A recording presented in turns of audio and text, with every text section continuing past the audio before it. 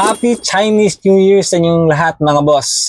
So nandito na ulit tayo sa Davao City Coastal Road. At kung nagtataka kayo bakit nandito ako sa loob ng minivan, it's because sobrang lakas ng ulan.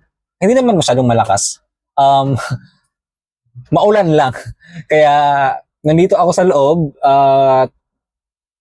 Hindi lang din ito bastang video lang. It's because hindi lang isa kundi dalawang unit ang i-highlights natin sa video na ito. So ano ba ang mga unit na ito? Ito ay ang DA17V Tiptronic transmission at ang DA64V manual transmission. So again, sa mga hindi pa naka-follow sa page, please follow, like, and share our page, Jeff Rocks Garage Surplus. And at the same time, don't forget to subscribe our YouTube channel, Minivan Series. Ayan po, Minivan Series. Please subscribe po para updated po kayo sa lahat mga videos, sa mga new uploaded videos natin na i-highlights at i-review na mga bagong build ni Jeff Rocks Garage Surplus. By the way, ako nga pala si Ron at ipapakita ko sa inyo ang dalawang unit natin na i-release ngayong araw na ito. Stay tuned din dahil sa susunod na araw ay may isa pang video na i-release. Isa pang unit na i-release. I think maganda daw yun eh. Napaka-unique daw yun eh. Sa surprise na lang. Dahil lang ang may-ari daw nun is napaka-pogi. Wow. Napaka-gwapo. Wow. Sikat ang ang may-ari daw nun. Alright?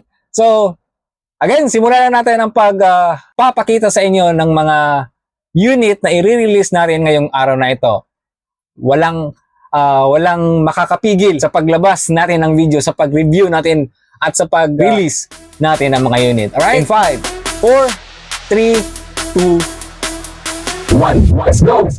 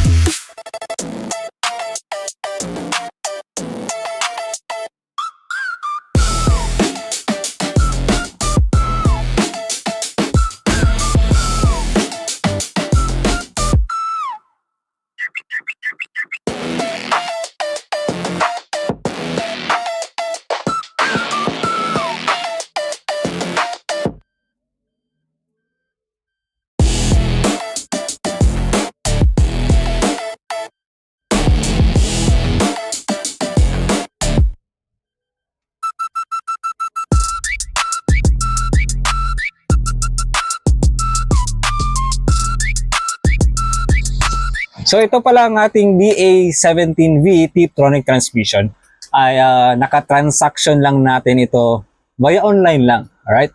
So gamit ang ating Facebook page, si Sir ay taga-US. Alright? Nagtiwala siya sa Jeff Rocks Garage Surplus para magpa-build ng kanyang minivan na in case uuwi man sila dito sa Pilipinas, meron na silang minivan na magagamit. So again, sir, marami pong salamat sa pagtitiwala sa Jeffrox Garage Surplus na mag-build itong DA17V Tiptronic transmission.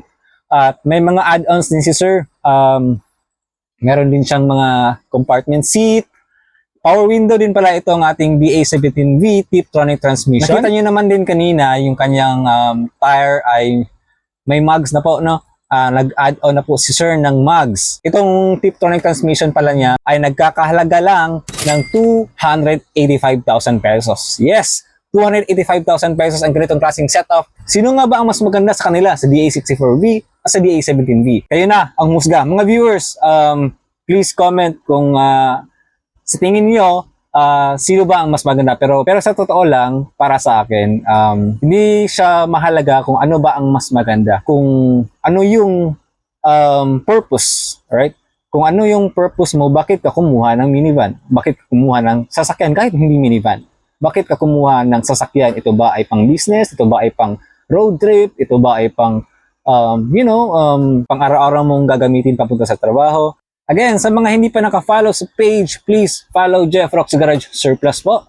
Ayan po ang logo sa aming Facebook page. At ayan rin po ang aming Facebook page. Alright? Please follow, like, and share our content para mas marami po tayong ma-release ng mga unit. Sa mga hindi rin nakapag-subscribe sa ating YouTube channel, please subscribe Minivan Series para updated kayo sa lahat ng happenings dito sa ating channel. Alright? Again, this is Ron and this is Jeffrox Garage Surplus. See you again. Bye-bye.